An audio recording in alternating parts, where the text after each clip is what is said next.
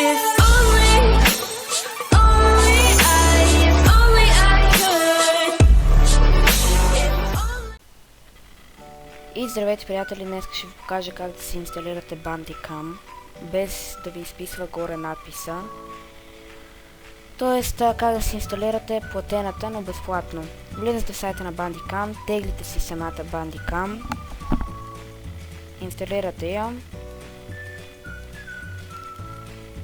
и я отваряте. Ще направим едно клипче да видите как излиза надписът отгоре. Готово. И сега ще отворим клипчето да ви покажем. Както сами виждате, отгоре има bandicam.com. Но как да го махнем този надпис? Много лесно. Тази програмка ще я има в описанието. Отваряте я, но като напишете нещо няма да ви изпише, няма да ви даде да я пуснете. Затова я затварям и я пускам като администратор. Пишете I am good.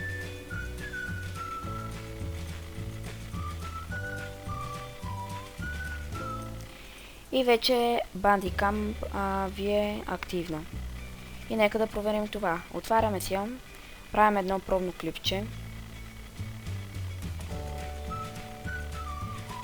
Отваряме директорията на папката за клипчетата, пускаме клипчето и сами забелязвате, че вече надписа, който ни дразни отгоре, го няма.